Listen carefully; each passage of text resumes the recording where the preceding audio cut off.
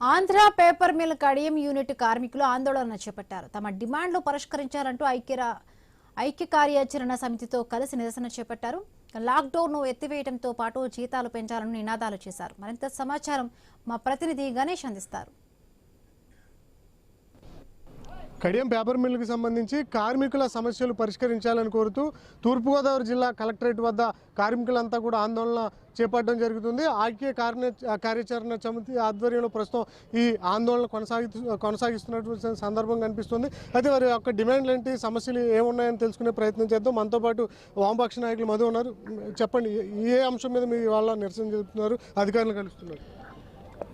Andhra paper limited Kadiyam unit కార్మికులు, contract కార్మికులు తమ వేతనాలని చాలా కాలం అయిపోయింది పెంపుదల చేసి వేతనాలు పెంపుదల చేయమని అడుగుతూ అనేక సార్లు యాజమాన్యానికి విన్నవించుకున్నా యాజమాన్యం పట్టించుకోలేకపోవడంతో ఏప్రిల్ 27వ తారీఖున వాళ్ళు విధులు హాజరు కాలేకుండా ఆగిపోయారు.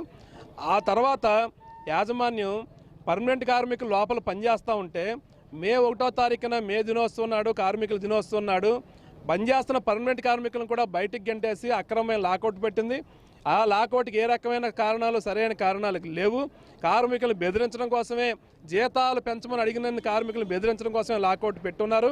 1వ తారీఖు నుంచి ఇప్పటిదాకా దఫాలుగా కార్మిక శాఖ అధికారుల దగ్గర, జిల్లా జాయింట్ కలెక్టర్ గారి దగ్గర చర్చలు జరిగిన యాజమాన్యం చాలా నిరంకుశంగా వ్యవహరిస్తూ ఉంది. కాంట్రాక్ట్ వర్కర్ని, పర్మనెంట్ వర్కర్ని ఎంపిక చేసి దాదాపు 70 మందిని మేము బయట పెట్టేస్తాం, అలా అంగీకరించి రండి అని చెప్పి యాజమాన్యం నిరంకుశంగా చెప్తూ ఉంది. వేతన ఒప్పందం పర్మనెంట్ కార్మికులకి 40 నెలలు అయిపోయింది వేతన ఒప్పందం చేయాల్సిన కాల పరిమితి, అయినా వేతన ఒప్పందం చేయలేదు. కాంట్రాక్ట్ కార్మికులకి 2020 తర్వాత ఇప్పటిదాకా జీతం పెరగలేదు. ఈ రెండు పెంచమని అడిగినందుకు ఈ రెండింటిని పెంచకుండా ఇంకా అనేక మంది కార్మికులు ఇటీవల పర్మనెంట్ అయిన 148 మంది కార్మికులకు సంబంధించి వాళ్ళ గ్రేడ్లో వచ్చిన తేడాలు, వీడియోలో వచ్చిన తేడాలు పరిష్కరించమని వాళ్ళు అడుగుతుంటే దాన్ని పరిష్కరించకుండా ఏ ఒక్క కార్మికుడి సమస్యని పరిష్కారం చేయకుండా యాజమాన్యం చట్ట వ్యతిరేకంగా నిరంకుశంగా వ్యవహరించి ఇవాళ కార్మికుల్ని బెదిరించే పద్ధతిలో బ్లాక్మెయిల్ చేసే పద్ధతిలో వ్యవహారం చేస్తుంది. అందుకని అక్రమ లాకౌట్ ఎత్తేయాలి. కార్మికులు ఎలాంటి క్రమశిక్షణ లేక చర్యలు ఉండడానికి వీల్లేదు. ఇవాళ కార్మికులు న్యాయ డిమాండ్ అయిన వేతనాలు పెంపుదల చేయాలని డిమాండ్తో జిల్లా కలెక్టర్ గారికి వినతిపత్రం ఇవ్వడం కోసం ఇవాళ కార్మికులు అందరూ ఇక్కడికి వచ్చిన్నారు. కార్మికులు ఉన్నారు, వారిని అడిగి తెలుసుకునే ప్రయత్నం చేద్దాం. మీరు ఎదుర్కొన్న సమస్యలు ఏంటి, అలాగే అధికారులకు ఏం చెప్తారు? మా ఈ కాంట్రాక్ట్ కార్మికులు గత నెల నుంచి, సంవత్సరం నుంచి అప్పుడే జీతాల గురించి మేము అన్ని సార్లు మేనేజ్మెంట్తో కలిసి చర్చించాం. అది రేపు శాతం ఆఫ్ చేస్తామని వాళ్ళు మమ్మల్ని ఇలాగ ఇంతవరకు తీసుకొచ్చారు. ₹1 కూడా మాకు పెంచకుండా ఏం చేస్తారో చేయండి అన్నట్టు మేనేజ్మెంట్ మాకు ఇలాగ ఇచ్చిన చర్యలు ఉంది. మేము ఈ కాంట్రాక్టులు అందరి తరపున ఇలాగ జిల్లా కలెక్టర్ గారికి విన్నవించుకుంటే ఇక్కడికి వచ్చాం. ఎందుకు మీ యాజమాన్యం మొండి వైఖరి ప్రదర్శిస్తుంది అనుకోవచ్చు? కారణాలు ఏమున్నాయి?